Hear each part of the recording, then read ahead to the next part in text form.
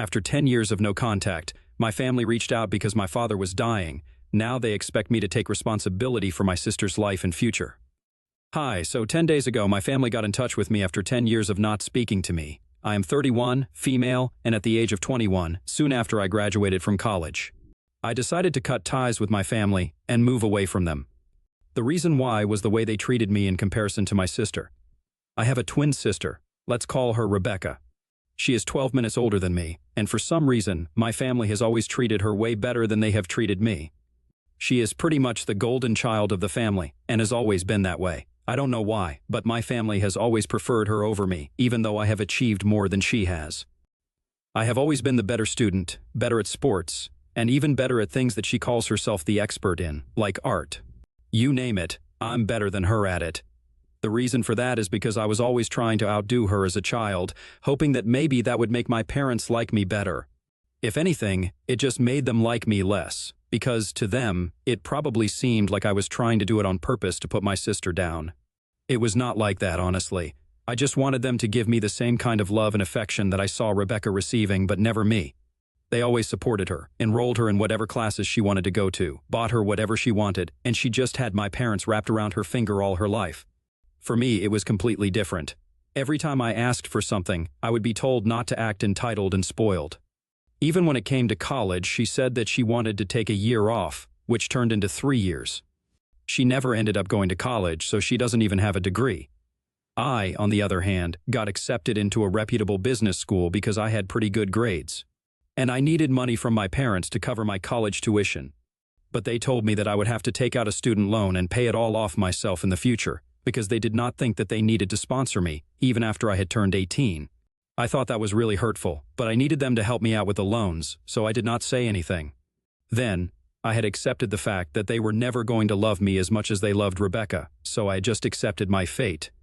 I didn't really keep in touch with them while I was in college and just came back home for the holidays occasionally. Even then, I would not talk to them much, because after high school, I had pretty much distanced myself from my parents emotionally so that I wouldn't keep getting hurt over and over again. When I was about to graduate, I had invited them to attend the ceremony, but I never got a response from them. I tried everything. I tried to call them. I sent them emails, and I even thought about visiting them. But by then, I had already tried calling them and messaging them, but they had not responded to any of that, so I figured that they just did not want to attend. It was not until after the ceremony that I found out from a couple of relatives that they were not able to attend because my graduation ceremony was on the same day as my sister's first day of art school. And of course, her first day at 21 was far more important than my graduation ceremony, so they could not let her be alone that day. It was crazy because she wasn't even going to any reputable institution. She was taking art classes at the nearby community college, which was literally just half an hour away from our house. I think that's the day that I pretty much realized that my existence did not make a difference to them, and that they would rather I didn't contact them again. The message was loud and clear. It always had been, but that was the day that I decided I did not need to pretend like I had a family just to console myself. In fact, not having a family was probably better than having one like this. So, I just stopped speaking to my parents, blocked them everywhere, and I was done with it. I did the same for my sister because Rebecca and I also never shared a good relationship. Because of the love and affection that she received from my parents, she always assumed that she was better than me, even though I had a lot of evidence to prove otherwise. I was better than her in every aspect, and I think she knew it, which is why she was so insecure about me and always tried to put me down.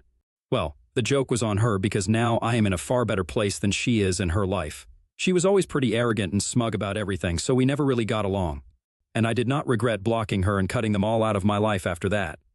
I didn't really have any financial support, and I also had to worry about paying off my student debt, so I took up the first job opportunity that came my way. Since then, I have been working to prove myself and let everybody know that I'm good enough on my own, and that I don't need my parents to survive. Things were difficult at first, but I had a lot of good friends from college and from school overall who were always there for me and had my back. Now, I'm in a really good position financially and mentally as well. For the past 5 years, I have been working in a vegan products company, and recently, I have been considering starting my own business. I've been really into the whole vegan lifestyle and have been studying it in depth for the past couple of years. Even though I am not vegan myself, I think it's a huge market to be tapped into, so I have been considering starting something of my own for the past few months, and have spoken to a couple of people who were willing to join me in my venture. So, the plan was to start working on my business model, plan everything out in the next few months, and then I would quit my job once I had a couple of investors on board and start my own business. But then last week, I received news from my family that my father was on his deathbed and I had to come meet him. It has been 10 years since I've spoken to anybody from my family, and I was really surprised that they were reaching out to me. But when I learned that my father had been battling cancer for the last 3 years, I did not think of anything, and I dropped everything to go back home. It was already too late, though, since he was in a really bad condition, and there was no going back, so probably in a last-ditch effort to make things right with me, or maybe just to talk about my sister. They had invited me to visit him one last time. When I saw him, I almost broke down in the hospital because I had never seen my dad like that. My mother hugged me, and it was just really painful, to be honest. For a while, I had forgotten everything from the past, and I was just worried about my father and whether he was going to be able to make it or not. Rebecca was also there, but I did not speak to her because she did not put in any effort to talk to me. She had just made a face and was sitting in the corner the entire time I was there. My mom spoke to me and told me about my father, but she was the only person who pretended like I was not even there. And I found that really annoying, so I did not speak to her. Anyway, I really don't like her, and I have no interest in what she's up to, so I thought that it was completely fine for us not to speak to each other. And nobody else in the family seemed to mind our behavior either because they knew the kind of relationship that I had with these people. This was just 1 week ago, and 2 days after, my father passed away. Everybody already knew that he was not going to make it, so my mother and my sister had already made the arrangements for the funeral. And it did not take too much time to wrap everything up, so I was able to come back home. But unfortunately, I had been made to agree to something that I really did not want to do. Before my father passed away on the second day of my visit, Rebecca had gone home because she was really exhausted at one point. So it was just my parents and me in the hospital room. Then they started talking to me about my work. I thought that it was really innocent, and I did not think much of it because my father was literally on his deathbed. I did not think that they could be up to something nefarious at that moment, so I told them that I had been working at a really successful company for the past 2 years and I was doing well. They heard me out for a bit, congratulated me, but then they started telling me about how badly Rebecca was doing. They said that she had dropped out of community college in the first couple of months and hadn't bothered to go back. She did not have a degree, and her grades had not been that great when she was in school either, so she couldn't exactly explain the gap, and she didn't even go to any college. So she did not do anything until she was 25, and then my parents started pressuring her to get a job. So she finally did, but she was never able to last longer than 3 to 4 months. She would come back home after a couple of months and tell our parents that she had quit the job because it was just too much, and they would not pay her enough. It didn't even make sense because they were paying her exactly the right amount. She was working low-paying jobs because she did not have a degree, and she was not even willing to put in the time and effort to work hard and move up the ladder.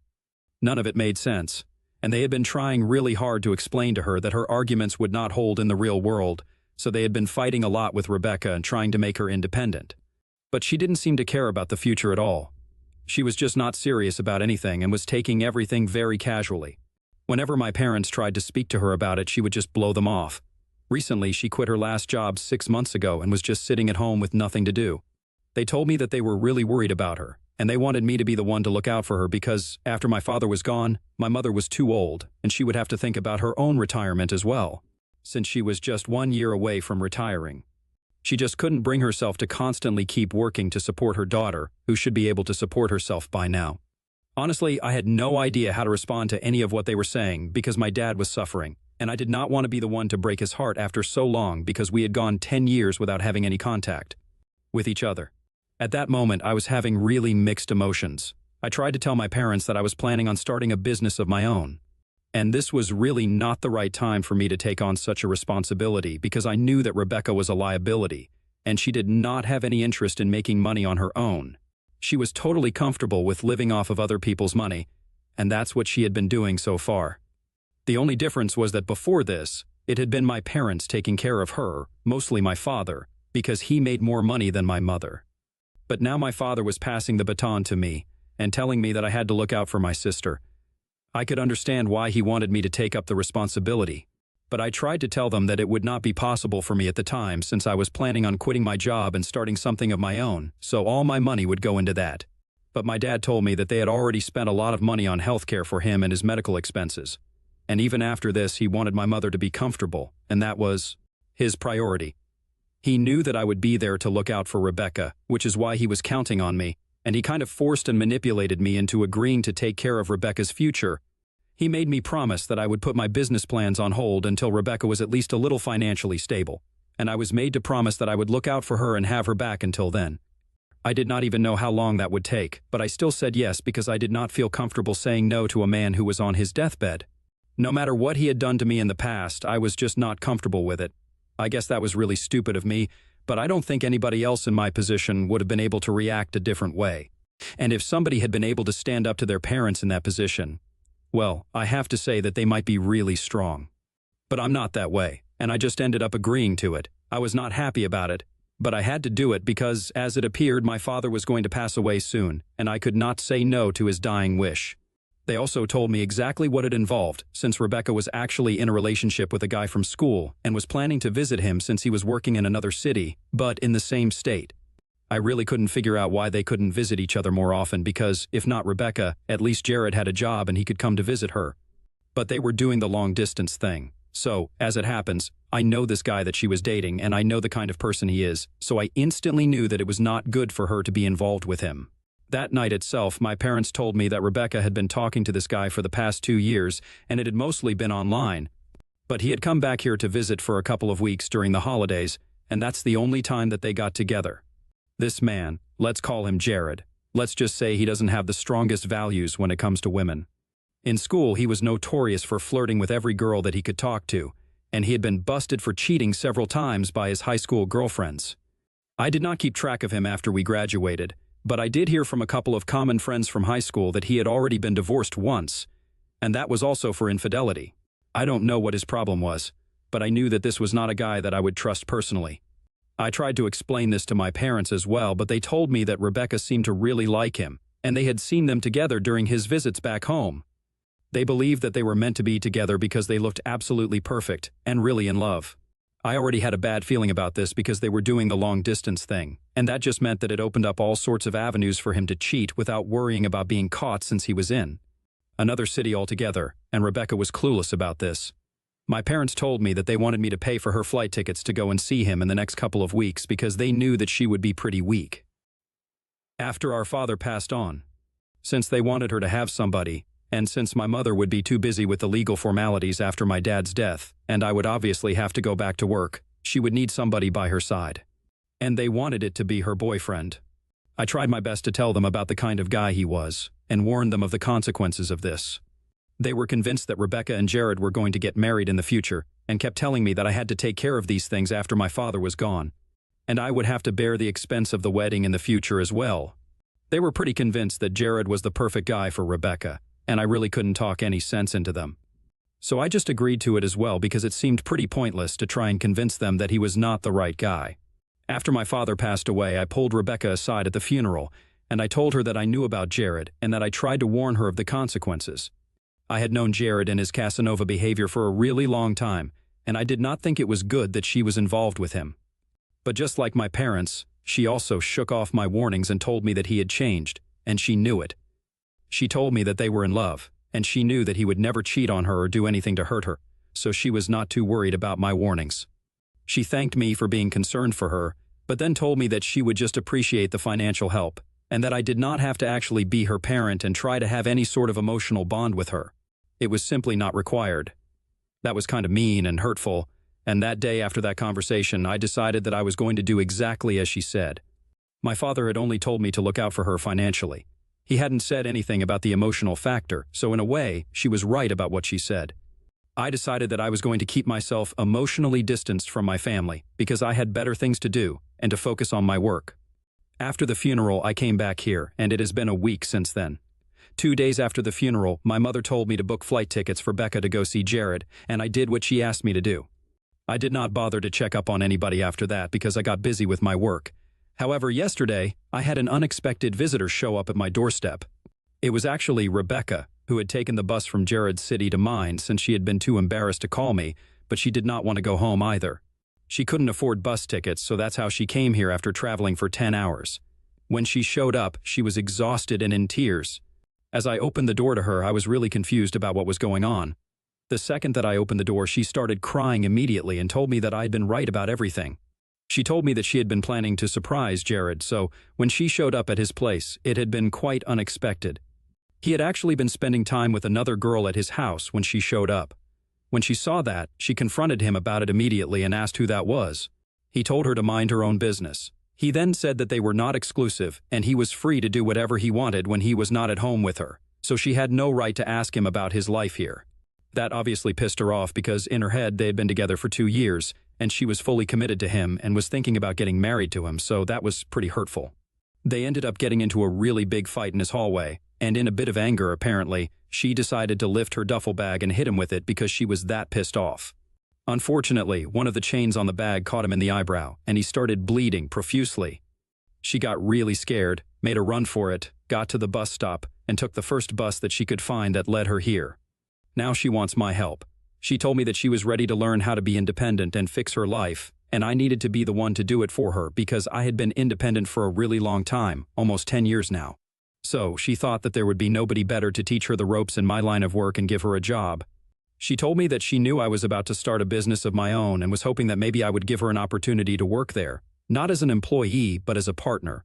It was just a lot to process for me, and before I could agree to anything, I decided to ask her if she knew whether Jared had decided to press charges against her or not.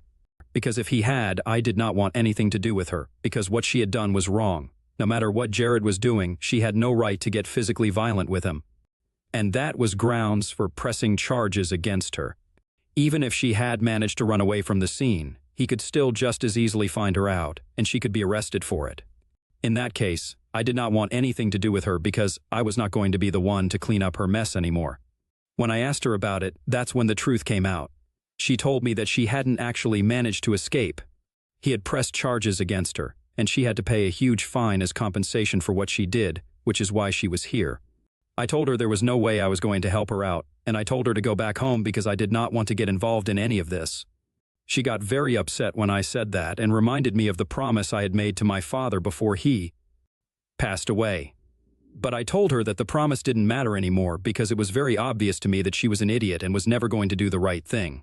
So I was not going to be there to clean up her mess after her. I just wanted to start my own business, and I did not want her to join me because she was a total liability. I told her that the least I could do for her was book her tickets to go back home, but after that, she was on her own, and I was just going back to no contact with my family again because this was too much. It had been just 1 week, and she had already screwed up colossally. None of this would have happened if she had just heeded my warning and stayed away from that guy, which she chose not to do even after what I said to her. So I was just really irritated by everything, and I told her that I was going to book her the flight tickets so she could just go to the airport and wait there instead, because I did not want her to waste my time since I had a lot of work to catch up on. She couldn't argue with me because I was already booking the tickets, so she headed to the airport in a cab a few minutes later. I thought that that would be the end of it, but obviously now my mother is pissed off about what I did. She believes that I should have been kinder to my sister and should have taken her on as a partner in the business, since she wanted to clean up her life and get her act together. This was my opportunity to be helpful, and I declined it because I was too selfish to do so, or at least that's what my mother believes. I don't think that I was selfish at all. In fact, I think I was pretty helpful because I booked her the flight tickets to go back home. Obviously, now she has to figure out a way to pay the fine to Jared, but that's hardly my business anymore since she was the one who chose to hit him and visit him in spite of my warning. My mother is really pissed at me and constantly calling me and messaging me to remind me of the promise I had made to my father and telling me that I'm not living up to it the way that she had expected me to. So, Tia for refusing to clean up the mess that my sister has made in spite of a promise that I had made to my father on his deathbed? Update 1. Hi. So it has been 3 days since my sister visited me and I turned her away. My mother had been trying to contact me for a while, but I decided to block her because it was really getting on my nerves. I don't owe it to anybody to help them. Yes, I had made a promise to my father, but honestly, I had been manipulated and coerced into making that promise. It was not something I really wanted to do. I think I had made that sufficiently clear, and even most of the comments said that it was really manipulative of my parents to contact me only when my father was on his deathbed. And even then, it was pretty clear that they just wanted me to come and visit them so they would have some security that I would help. Rebecca out later on.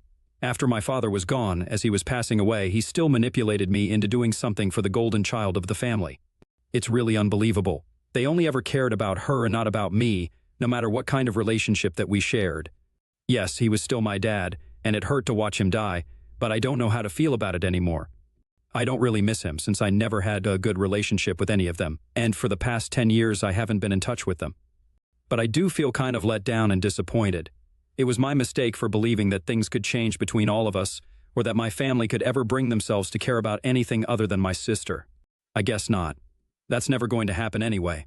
I can care about a lot more things that have nothing to do with my sister, and that's what I'm going to do.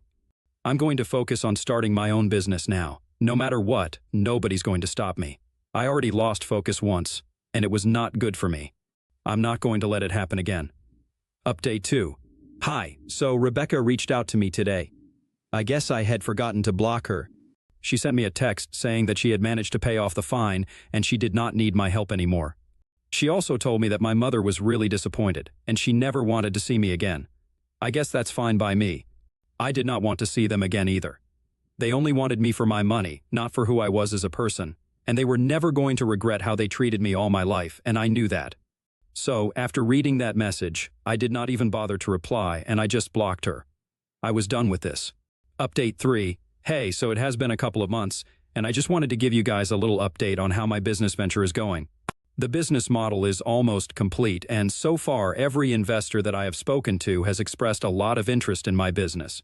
I think I'm going to quit my job and put in my resignation in a couple of days because I'm finally ready for the next chapter. I am once again no contact with my family, and things have never been better for me. Honestly, I think going no contact with them once again was the best decision that I could have made. And this business, this is going to be my new family.